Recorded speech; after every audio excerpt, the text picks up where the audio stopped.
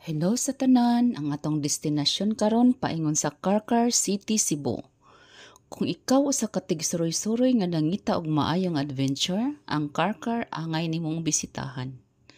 Ang Carcar City nahimutang sa southern part of Cebu ug mga 40 kilometers ang gilayon gikan sa Cebu City. Sulod sa mga usa ka oras ug tunga hangtod duha ka oras nga biyahe depende sa traffic. Mahimo kang mosakay sa mga sumusunod nga paagi sa transportasyon. Una, bus. Ang pinaka-common nga paagi sa pag-adto sa Carcar gikan sa Cebu City mao ang pagsakay sa bus. Makasakay ka sa mga bus nga mopaingon sa habagatang ruta nga makita sa South Bus Terminal. Kaduha, V-Hire or Van for Hire.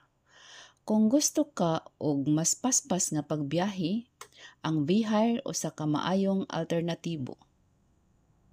Makasakay ka niini gikan sa mga terminal sa mga van sa Cebu City. Ikatulo, private vehicle. Kung aduna kay kaugalingong sakyanan, mas maayo ug mas sayon ug hayahay ang imong pagbiyahe. Ang imong ruta mahimong magsugod sa South Coastal Road og magpadayon pinaagi sa Naga City hangtod sa Carcar o sa kini ka maayo nga paagi aron ma-enjoy ang mga talan-awon sa dalan. Pag-abot nimo sa Carcar, dili nimo palampason ang oportunidad nga makakita sa mga century-old trees nga naglinya sa dalan. Kini nga mga haligi sa kasaysayan naghatag og usa ka talagsaong pagtan-aw nga nagdala kanimo balik sa mga karaang panahon.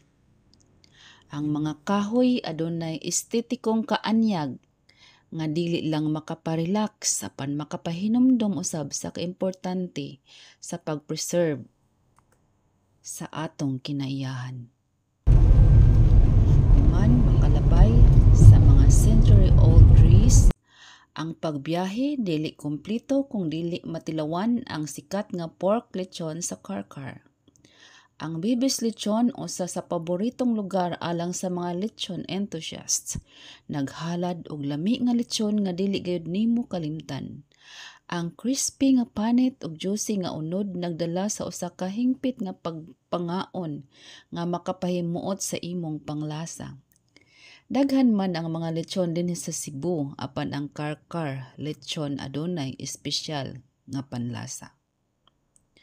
Ang pagbiyahe paingon sa Carcar, Cebu usa ka kasarangan apan talagsaong kasinatian nga naghatag og pagtan-aw sa kasaysayan, kinaiyahan ug culinary delights. Sa imong pagbisita siguruha nga makasinati ka sa kaanindot sa mga century-old trees ug ang lami sa apo ni Bibis Lechon. Kini nga pagbiyahe mopalipay sa imong kasing-kasing ug mahimo sa mga mabulokong mga memories nga dili nimo makalimtan.